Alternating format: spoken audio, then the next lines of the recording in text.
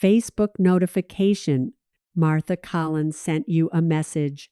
I don't know Martha Collins. I open it. Profile picture shows an 18-year-old girl, brown hair falling in waves, green eyes staring directly at the camera, slight smile. Those eyes. I know those eyes. The message reads, Hi, Erin. This is going to sound completely crazy, but I think you might be my birth mother. I did a DNA test on 23andMe 3 months ago, just for fun, to see my ancestry. And you popped up as a match. Parent-child relationship, 99.9% probability. I know this is shocking, but I really want to meet you. Can we talk? My hands start shaking. I read it again. Birth mother, DNA test, 99.9%. No, this isn't possible. My baby died 18 years ago, May 3rd, 1996, St. Mary's Hospital, Portland, Oregon. The doctors told me she didn't make it. Stillborn. My mother Barbara was there, held my hand while I screamed, cried with me when they said she was gone. I'm so sorry, Erin. She's gone. She didn't survive. I was 17 years old, senior year at Lincoln High School, 5 months pregnant when I found out. The father was Kevin Martinez, 18, graduated the year before, working construction. When I told him I was pregnant, he left town, literally left, moved to California with his cousin, never called, never wrote, never sent money, just gone. My mom, Barbara, was furious, not at Kevin, at me. How could you be so stupid? Mom, I'm sorry. Sorry doesn't fix this. You're 17 years old, you have college applications due, and now you're pregnant? I know. I'm sorry. What are you going to do? I don't know. Adoption, that's what you're going to do. I don't want to give up my baby. You don't have a choice. Yes, I do. It's my baby. You're a child yourself. I'm 17. Exactly. You can't raise a baby. But I wanted to. I wanted to keep her. I don't know why I knew she was a girl. I just knew. The pregnancy was hard. Morning sickness for 4 months. Couldn't eat, couldn't sleep, dropped out of school in March. Too tired, too sick, too ashamed. Everyone stared, whispered, Did you hear about Erin Martinez? Pregnant at 17. Such a shame. Her poor mother. I stayed home, watched TV, read books, waited. April turned into May. May 2nd, contractions started. 11 p.m., sharp pain in my abdomen. Mom, something's wrong. Barbara drove me to St. Mary's Hospital, emergency entrance. Wheelchair, elevator, labor and delivery. Room 347. Bright lights, cold room, machines beeping, nurses checking monitors. How far apart are the contractions? 3 minutes. First baby? Yes. You're doing great, sweetie. But I wasn't. The pain was unbearable. Hours passed. 1 a.m., 2 a.m., 3 a.m. Pushing, screaming, crying. Barbara held my hand. You can do this, Erin, just a little more. 4:37 a.m., one final push, then silence. The baby should be crying. Babies cry when they're born.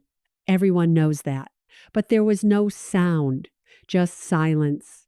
The doctor looked at the nurse. The nurse looked at Barbara. Barbara looked at me. Her eyes filled with tears. Erin, I'm so sorry. What? What's wrong? The baby. She didn't make it. What do you mean? She's gone, sweetheart. I'm so sorry. She's gone. No. No, that can't be right. Let me see her. The nurse stepped forward. Honey, it's better if you don't. I want to see my baby. Barbara grabbed my shoulders. Erin, stop. She's gone. Looking at her won't change that. But I need to see her.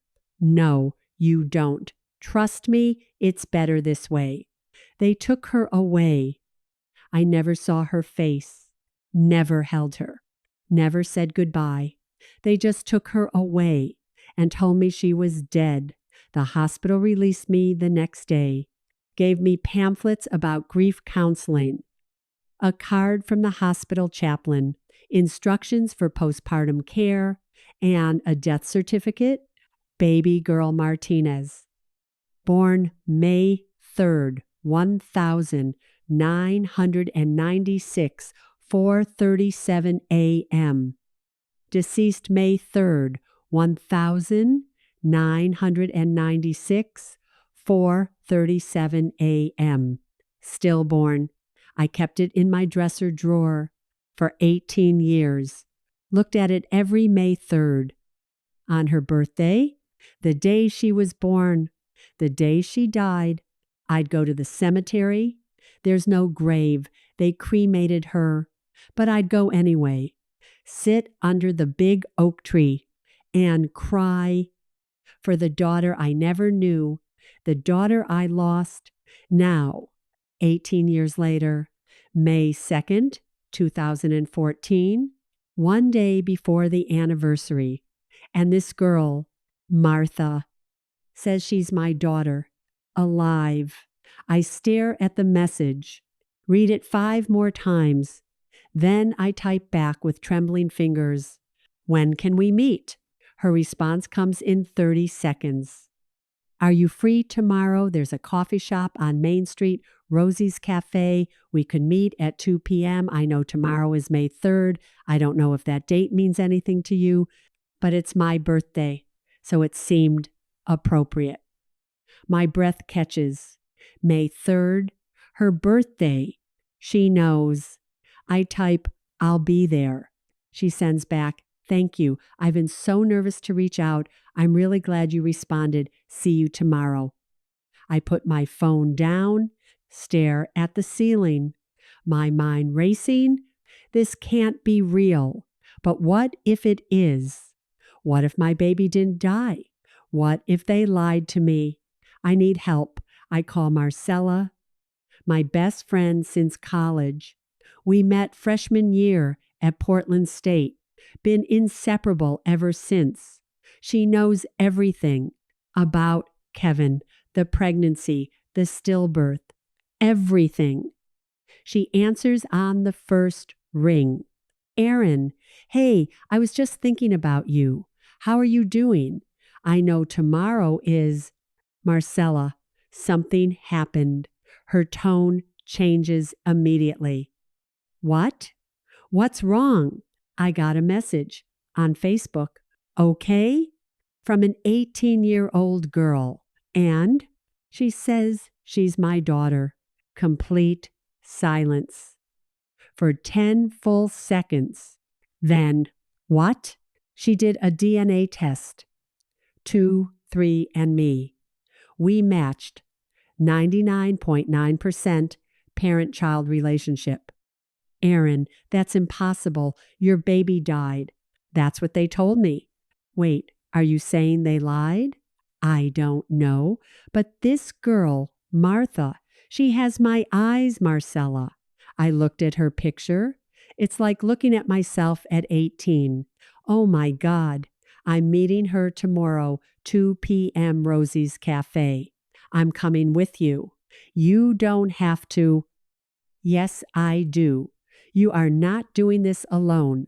What time should I pick you up? 1:30? I'll be there.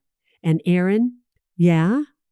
Whatever happens tomorrow, whatever you find out, I've got you. Okay? Okay. Try to get some sleep. I won't be able to. Try anyway. I love you. Love you too. I hang up, lie in bed, staring at the ceiling. Sleep doesn't come. My mind won't stop. What if she's real? What if my baby is alive? What if my mother lied to me? No, Barbara wouldn't do that. Would she? I think about that day, the hospital, the delivery, Barbara's face when they said the baby was gone. She looked devastated, genuine grief, real tears. She couldn't have been acting, could she? I get up at 6 a.m., didn't sleep at all, make coffee, sit at the kitchen table, watch the sunrise. May 3rd, 2014. 18 years since I lost her, or thought I did. Marcella arrives at 1:25 p.m. Early. She always is. You ready? She asks. No. Good. Neither would I be. Let's go.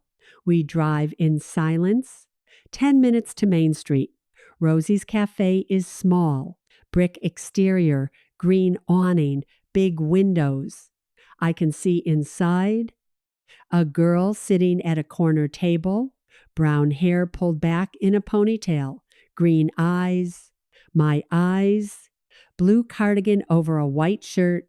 She's biting her lower lip, looking at her phone, then at the door, then back at her phone, nervous. I do that when I'm nervous. I bite my lip, just like she's doing right now. Marcella parks, turns off the engine, looks at me. You sure about this? No, but I have to know. Then let's find out. We walk in.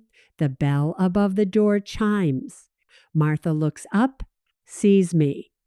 Her eyes widen. She stands. We're the same height, 5'6", same build, same face shape, same everything. It's like looking at a photograph of myself from 18 years ago. Erin, she asks.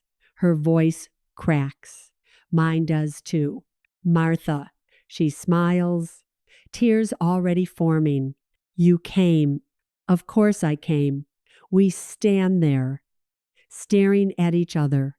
Two strangers who share DNA, who share a face, who share everything and nothing. Marcella clears her throat gently. Should we sit? We do. Martha on one side of the table, me and Marcella on the other. Awkward silence. Then Martha reaches into her bag, pulls out her phone. I brought the DNA results in case you wanted to see them. She slides her phone across the table.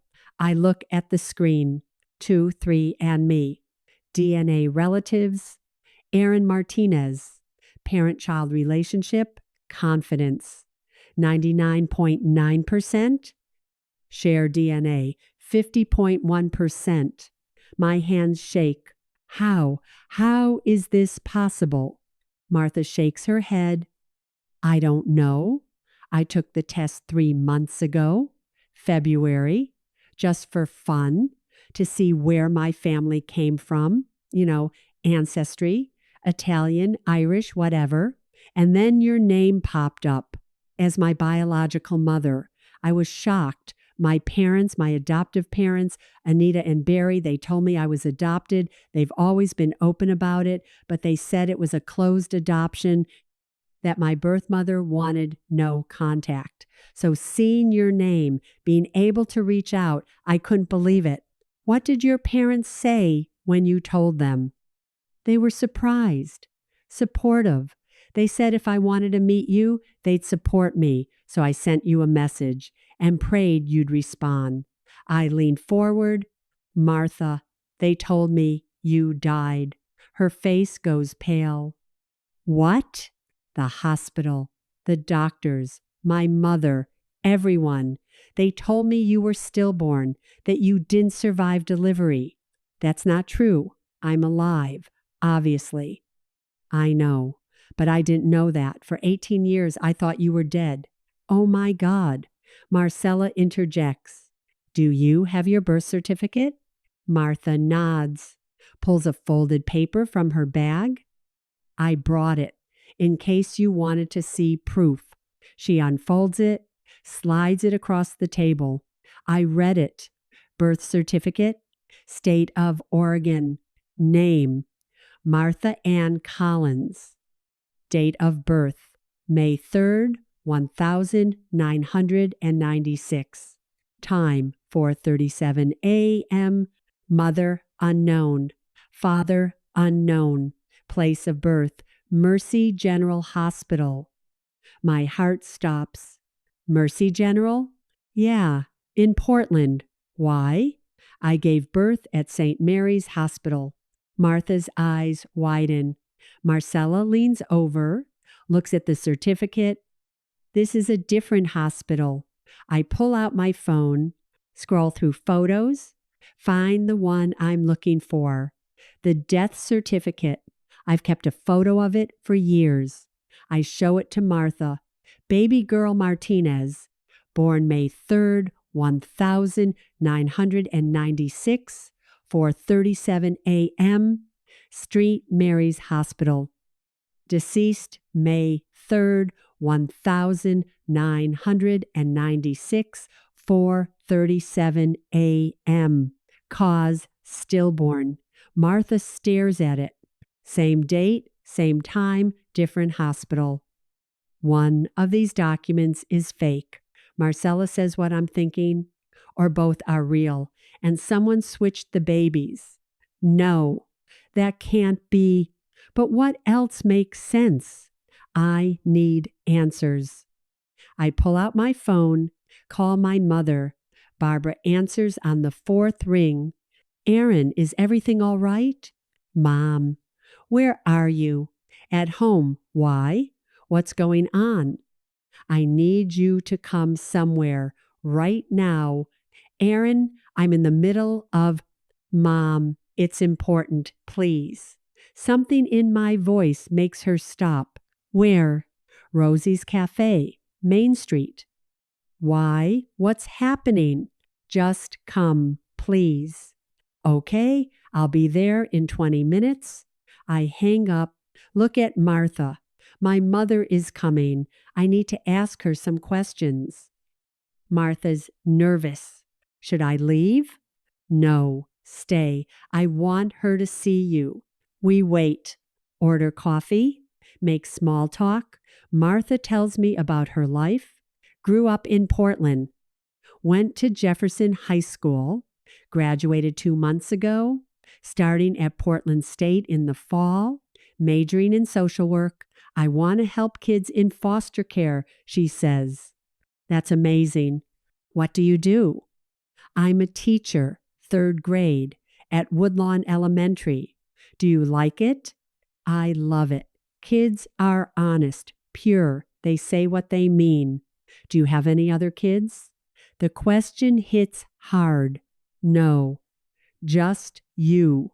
I mean, I thought I didn't have any kids since they told me you died.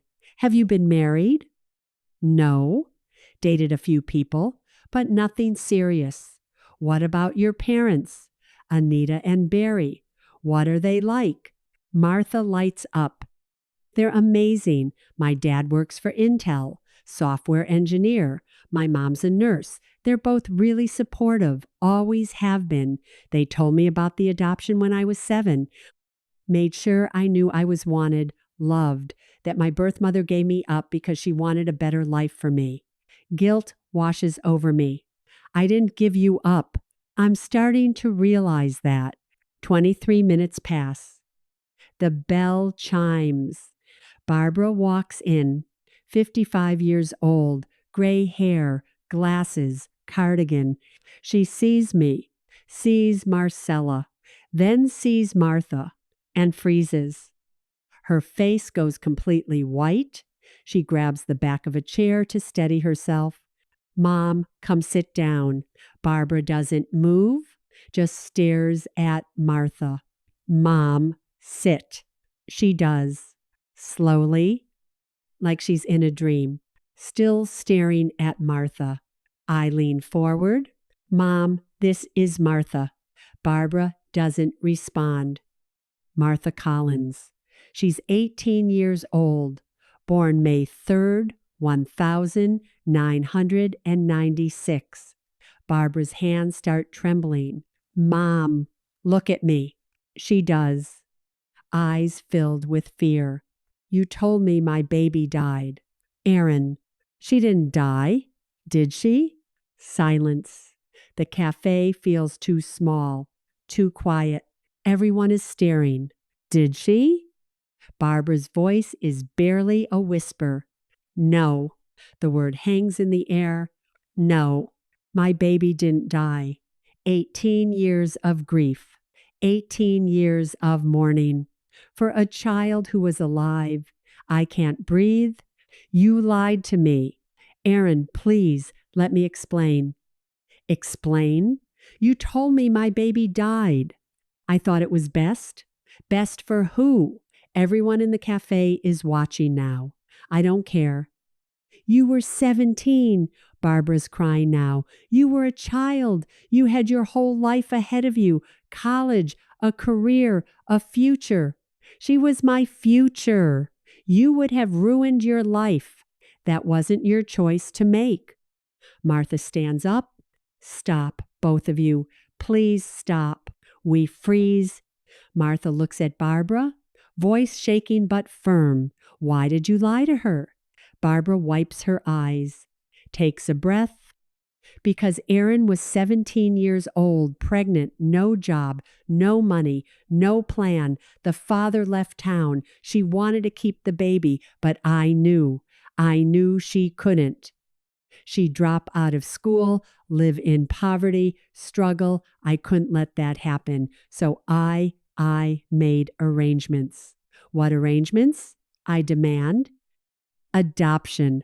I found a family, good people with money, stability, everything you couldn't give her. You had no right. I'm your mother. It was my job to protect you. By stealing my baby? By giving her a better life. Marcella interrupts. How? How did you arrange this? Barbara hesitates. There was an agency, New Beginnings Adoption Services. They handled everything. Everything like what? I ask. The paperwork, finding the family, the transfer, and the hospital. Barbara looks down. I knew someone, Gerald Davis, hospital administrator at St. Mary's. We went to church together. He helped. Helped how? He created the records. The death certificate, made it look official. I feel sick. You forged documents. I saved your future. You destroyed me. I stand up, too angry to sit. For 18 years, I thought she was dead. Do you know what that did to me? The grief, the guilt. I blamed myself. I thought it was my fault she died. It wasn't your fault. I know that now. Because she didn't die. She was alive, and you knew. Martha's crying. Marcella's recording everything on her phone. Barbara's sobbing. I need air. I walk out. Stand on the sidewalk, hands on my knees, trying to breathe. Marcella follows. What do you need? A lawyer. I need to sue her, report her, something. Okay, let's start with a police report. We go to the police station, file a report. Detectives listen, take notes. This is complicated, one says. Adoption fraud, document forgery, potentially baby trafficking. Trafficking? If money changed hands, yes. I don't know if it did. We'll investigate. 3 days pass. Detectives interview everyone. Me, Barbara, Martha, Anita, Barry. They find Gerald Davis, retired now, 71 years old. He admits everything. Barbara came to me in April 1996, said her daughter was pregnant, too young, wanted to arrange an adoption quietly. I knew Patricia Holmes. She ran New Beginnings. I connected them. Did you create false hospital records? Yes. I marked the baby as stillborn in the system. Why? Barbara asked me to. Said it would be easier, cleaner. Did you receive compensation? $5,000. From who? Barbara. They find Patricia Holmes next, tracked her down in Phoenix, Arizona.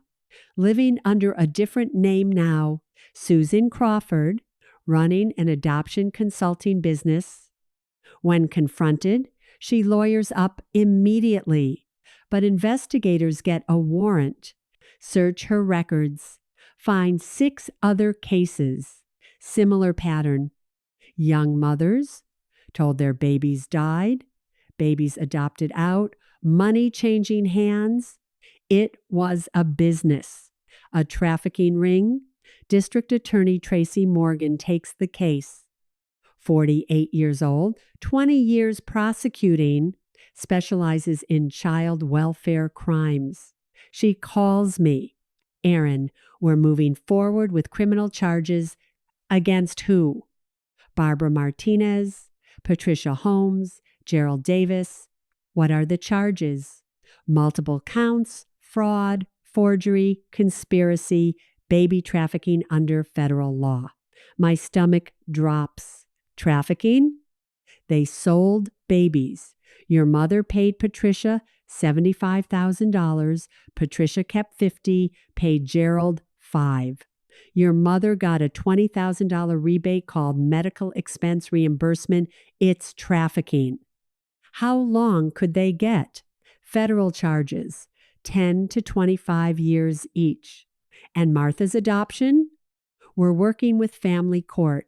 Anita and Barry are innocent. They believed it was legal. We're validating the adoption while pursuing criminal charges. When's the trial? We're pushing for September. 3 months. I spend the summer in therapy, twice a week, processing everything. The lies, the grief, the anger. I also spend time with Martha. Coffee dates, lunch, walks in the park, getting to know my daughter. Slowly, Anita and Barry are wonderful. They invite me to dinner, welcome me into their lives. We didn't know, Anita says. We thought it was legal. If we'd known the truth, I know. This isn't your fault. Barry adds, we want Martha to have a relationship with you, if that's what you both want. I'd like that, I say. Martha nods, me too. It's awkward, building a relationship with your 18-year-old daughter, when you miss the first 18 years. But we try. September 15th, 2014, trial begins. Federal Courthouse, Portland, Judge Stephen Franklin presiding, 64 years old, former prosecutor, no nonsense. Opening statements, Tracy Morgan stands, addresses the jury. Ladies and gentlemen, this case is about betrayal. Barbara Martinez told her 17-year-old daughter that her newborn baby died. She lied. The baby was alive. Barbara conspired with Patricia Holmes and Gerald Davis to steal that baby, sell her to adoptive parents for $75,000. This isn't adoption. This is trafficking, and we will prove it. Defense attorney for Barbara, Kimberly Porter, 51, public defender, doing her best with a terrible case. Ladies and gentlemen, Barbara Martinez is not a criminal. She's a mother who made an impossible choice. Her 17-year-old daughter was pregnant, alone, unable to care for a child. Barbara found a loving family. She thought she was helping. Yes, she lied. Yes, she made mistakes, but her intentions were pure. This is not trafficking. This is motherhood. Evidence phase begins. Day 1. Hospital records. Gerald Davis testifies. Barbara Martinez came to me in April 1996, asked if I could help arrange an adoption discreetly. I knew Patricia Holmes. She ran New Beginnings Adoption Services. I introduced them. Tracy asks, "What did you do to help?" I created a false entry in the hospital system, listed the baby as stillborn. Why? Barbara said it would make everything easier. The mother wouldn't ask questions. Did you receive payment? Yes. $5,000. From Barbara? Yes. For falsifying medical records? Yes. Defense attorney Kimberly cross-examines. Mr. Davis, did you understand you were committing a crime? Not at the time. I thought I was helping. Helping who? A scared mother and a young girl. By lying? By giving the baby a better life. Day 2, Adoption Agency Records. Investigator Doyle Bennett testifies. 37 years old, private investigator, licensed.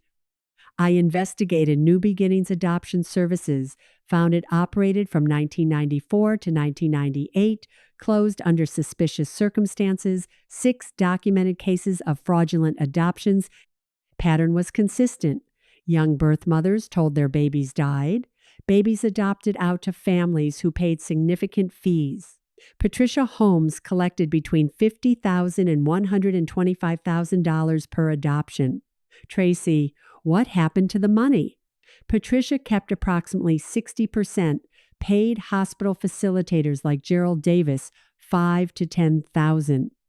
Gave birth mothers' families $20,000 to $40,000 as so-called medical expense reimbursement. So Barbara Martinez received money? Yes, $20,000 for selling her granddaughter? Objection. Sustained. Tracy rephrases.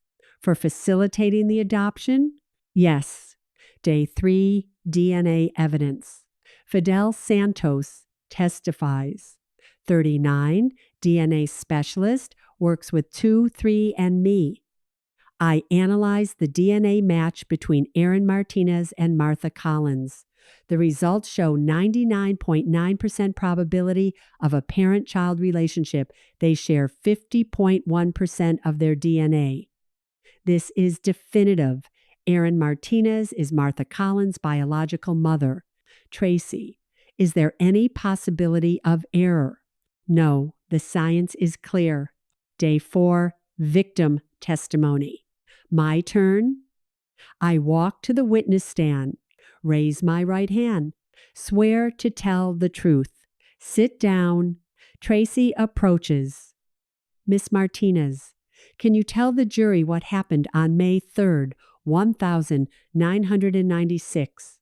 I do. Tell them everything. The pregnancy, the labor, the delivery, the silence, the lie.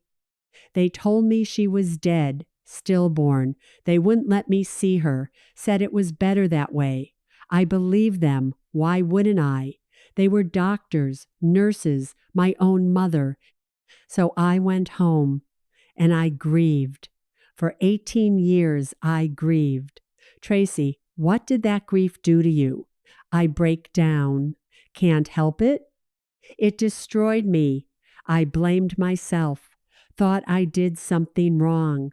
Didn't eat enough, didn't rest enough, caused her death somehow. I went to therapy, took medication for depression, couldn't finish college for 2 years, couldn't celebrate May 3rd ever again. It became a day of mourning. Every year, for 18 years, I mourned a child who was alive. Tracy, what did you lose? Everything. Her first word, her first step, first day of school, first crush, first heartbreak, graduation, every birthday, every Christmas, every milestone, 18 years. Gone because my mother decided I didn't deserve her. Kimberly Porter cross-examines. Miss Martinez, your mother testified that you were 17, pregnant, alone, with no means to care for a child. Is that accurate? I was 17, yes. No job? I was a student. No money? I lived with my mother. The father had abandoned you? Yes. So you had no support system. I had my mother, or I thought I did. Miss Martinez, if you had kept the baby, how would you have provided for her? I would have figured it out. How? I don't know. I was 17, but I deserved the chance to try. Day 5, Martha testifies. She's nervous, hands shaking, but her voice is clear. I love my parents. Anita and Barry Collins raised me. They're amazing. They gave me everything, but I deserve to know the truth. Erin deserved to choose. Instead, I grew up thinking my birth mother didn't want me, and Erin grew up thinking I was dead. That's not right. That's not adoption. That's theft. Day 6, adoptive parents testify. Anita Collins takes the stand. 52, nurse, warm, honest.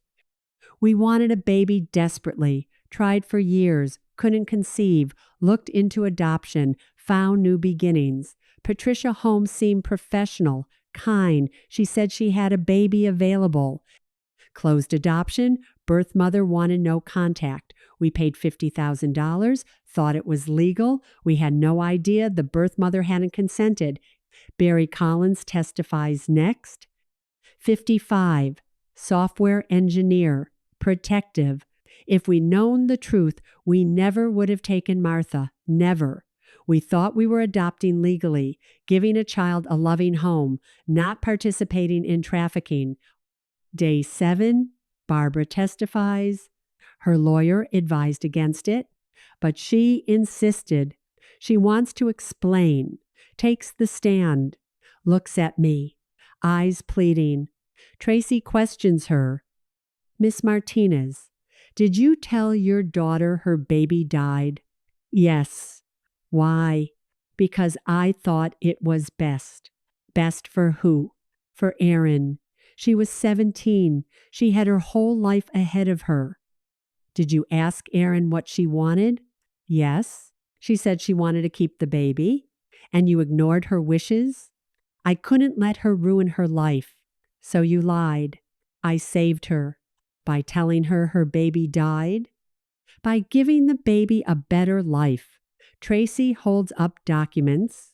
You received $20,000, correct? Barbara hesitates. Yes. From Patricia Holmes? Yes. For what? Medical expenses. What medical expenses cost $20,000 in 1,996? The delivery, hospital bills. Miss Martinez, hospital records show your insurance covered the delivery. Total out-of-pocket cost, $872. So what was the other $19,000 for? Silence.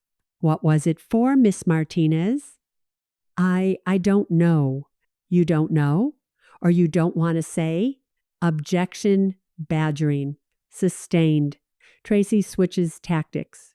Did you know Patricia Holmes ran a baby trafficking operation? No. Did you know she'd done this before? No. Did you ask questions? Verify it was legal? I trusted her. You trusted a woman who sold 6 babies? I didn't know that, but you knew you were lying to your daughter. Yes. You knew you were forging documents. Yes. You knew you were taking money. Yes.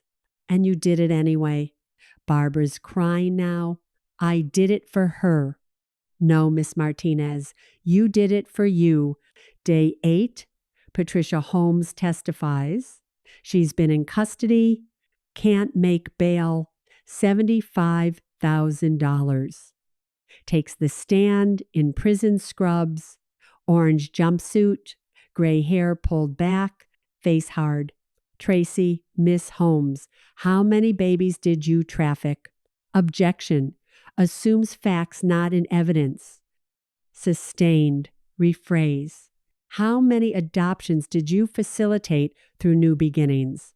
I don't recall exact numbers. Approximately, maybe 20, over 4 years. How many of those were legal? All of them. Tracy pulls out documents.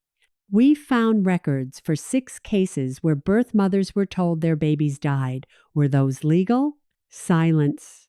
Were they? The adoptive families believed they were. That's not what I asked. Did the birth mothers consent? They were young, couldn't care for the babies. Did they consent? Not explicitly. So no. They would have eventually, but they didn't. You took their babies, told them they died, and sold them. For how much? Adoption fees are standard. How much?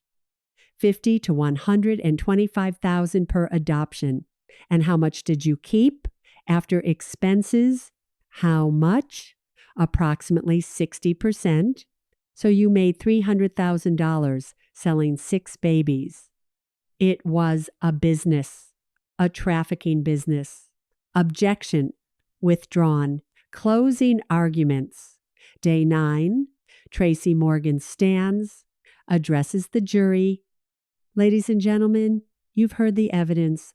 Barbara Martinez lied to her daughter, told her the baby died, conspired with Gerald Davis to forge records, paid Patricia Holmes $75,000, received $20,000 back, all while Erin Martinez grieved for 18 years. This is not adoption. This is theft. This is fraud.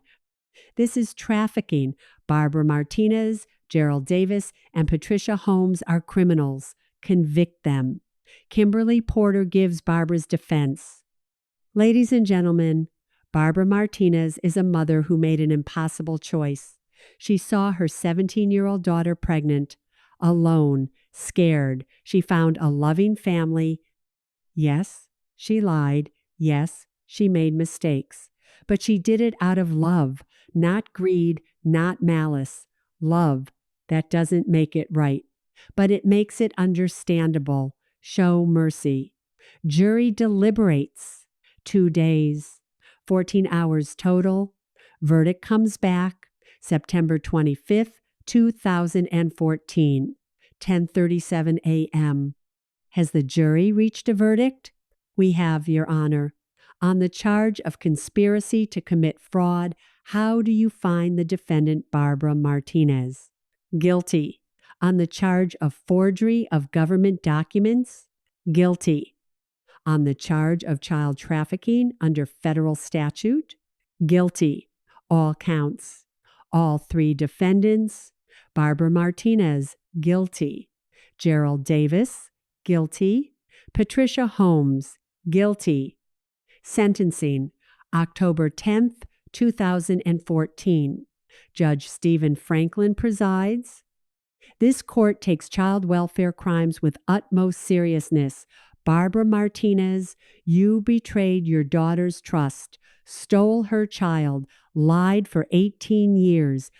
Gerald Davis, you falsified medical records, violated your position of trust. Patricia Holmes, you ran a trafficking operation, profited from stolen children. The sentences must reflect the gravity of these crimes. He reads the sentences. Barbara Martinez, 18 years federal prison, restitution to Erin, $75,000. Gerald Davis, 12 years federal prison, restitution, $5,000.